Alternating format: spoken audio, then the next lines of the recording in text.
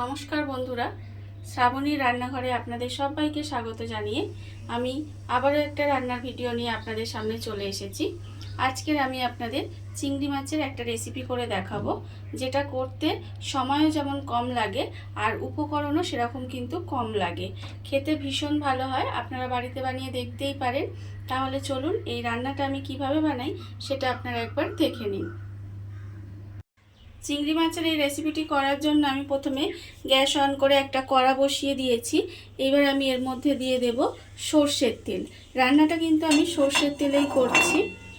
এবারে তেলটা আমি একটু গরম হতে দেব, আর সেই সময় আমি এখানে রেখেছি চিংড়ি মাছ।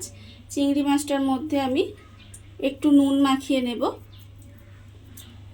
অল্প সামান্য একটু নুন দিয়ে সেটা ভালোভাবে মাখিয়ে নেব। চিংড়ি মাছের মধ্যে ভালোভাবে নুন মাখানো হয়ে গেছে, আর অন্যদিকে তেলটাও কিন্তু আমার ভালোভাবে গরম হয়ে গেছে। এইবার আমি চিংড়ি মাছটা তেলের মধ্যে দিয়ে দেব। দিয়ে খুব বেশি কিন্তু কড়া করে চিংড়ি মাছটা আমি ভাজবো না, একটু হালকা করে চিংড়ি মাছটা আমি ভেজে নেব।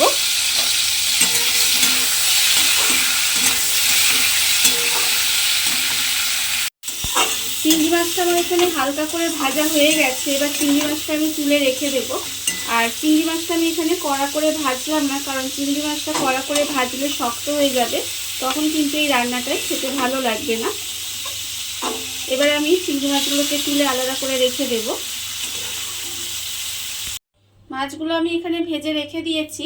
এবারে আমি মাছ ভাজা তেলের মধ্যে প্রথমে দিয়ে দেব টক দই। এখানে আমি 1 চামচ মতো টক দই ফেটিয়ে রেখেছি, সেই দইটা কিন্তু আমি তেলের মধ্যে দিয়ে দিলাম।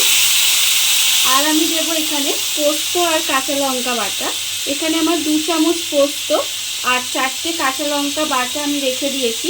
সেই পোস্ত আর কাঁচা লঙ্কা বাটাটাও কিন্তু আমি তেলের মধ্যে দিয়ে দিলাম। দিয়ে এবারে খুব ভালোভাবে এটা একটু কষিয়ে নিতে হবে।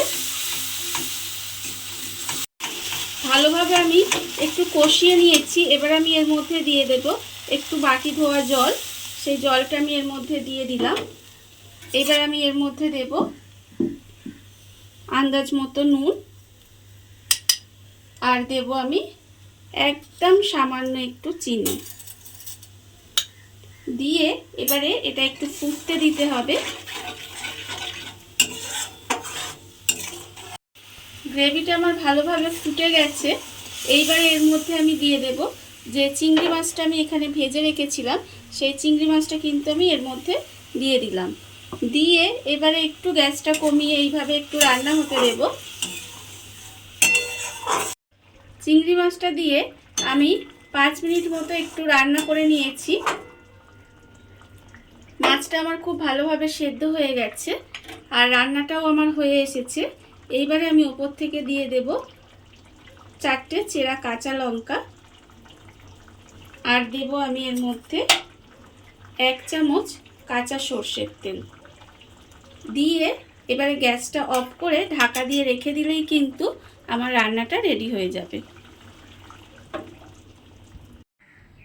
দেখুন বন্ধুরা, বাড়িতে থাকা কত অল্প উপকরণ দিয়ে কত অল্প সময় কত সুন্দর একটা চিংড়ি মাছের রেসিপি তৈরি হয়ে গেছে, আপনারা দেখতেই পেলেন। আর এই রেসিপিটা ভালো লেগে থাকলে আপনারা যদি ফেসবুক থেকে দেখে থাকেন তাহলে পেজটি ফলো করে দেওয়ার অনুরোধ রইল। আর যদি ইউটিউব থেকে দেখে থাকেন তাহলে চ্যানেলটি সাবস্ক্রাইব করে নেওয়ার অনুরোধ রইল। তাহলে চলুন ভিডিওটা আমি এখানেই শেষ করছি। আপনারা সবাই ভালো থাকবেন, সুস্থ থাকবেন। আবারও হাজির হব নতুন কোনো রান্না নিয়ে।